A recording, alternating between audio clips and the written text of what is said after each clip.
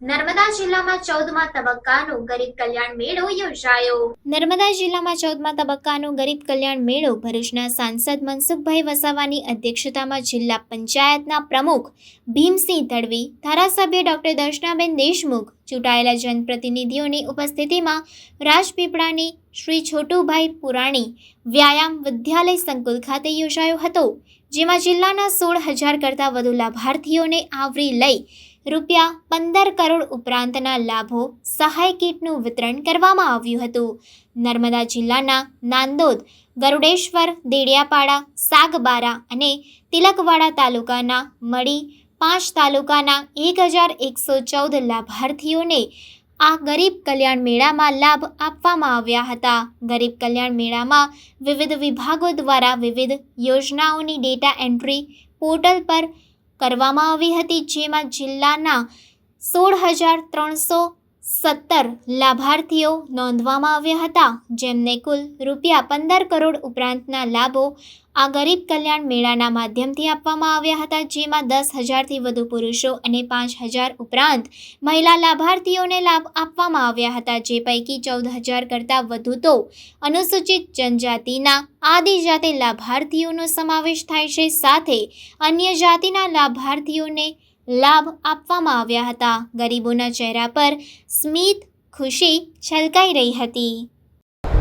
દેશ ને રાજ્યના ગરીબોને ગરીબીમાંથી બહાર કાઢવા માટે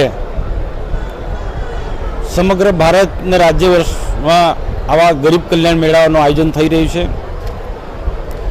એમાં વિવિધ પ્રકારની સહાય, રોજગાર, ધંધા જે પ્રકારે ગરીબો કરતા હોય એમને સરકાર સહાય કરવા માટે આવા મેળાવડા યોજી રહી છે।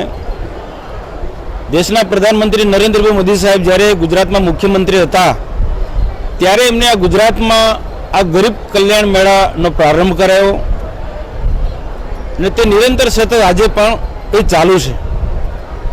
આજે ગુજરાતના માનનીય મુખ્યમંત્રી ભૂપેન્દ્રભાઈ પટેલ સાહેબ બનાસકાંઠા મુકામે આ ગરીબ કલ્યાણ મેળાનો પ્રારંભ કરાયો છે। નર્મદા જિલ્લામાં પણ ખૂબ સુંદર પ્રકારનું ગરીબ કલ્યાણ મેળાનું આયોજન થયું છે।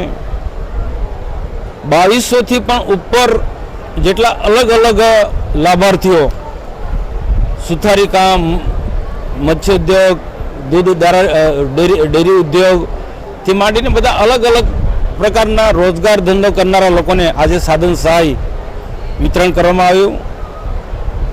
આજના પ્રસંગે અમારા આ વિસ્તારના ધારાસભ્ય ડૉક્ટર દર્શનાબેન દેશમુખ, જિલ્લા પંચાયતના પ્રમુખ ભીમસિંહભાઈ તડવી, જિલ્લા કલેક્ટર તથા ડીડીઓ સાહેબ તથા અલગ અલગ વિભાગના 100 અધિકારીઓ ઉપસ્થિત રહ્યા છે અને ખૂબ મોટી સંખ્યાની અંદર વરસાદ હોવા છતાં પણ લાભાર્થીઓ અહીંયા ઉપસ્થિત છે। સુંદર પ્રકારનું આયોજન થયું છે અને મંચ પરથી બધા જ લોકોને ગરીબ કલ્યાણ મેળાનું આખું મહત્ત્વ સમજાવ્યું છે।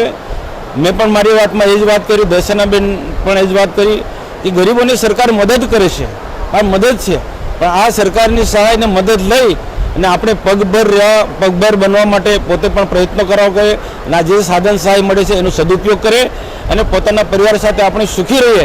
દેશના પ્રધાનમંત્રી નરેન્દ્રભાઈ મોદી સાહેબનો પણ એ જ ઉદ્દેશ છે।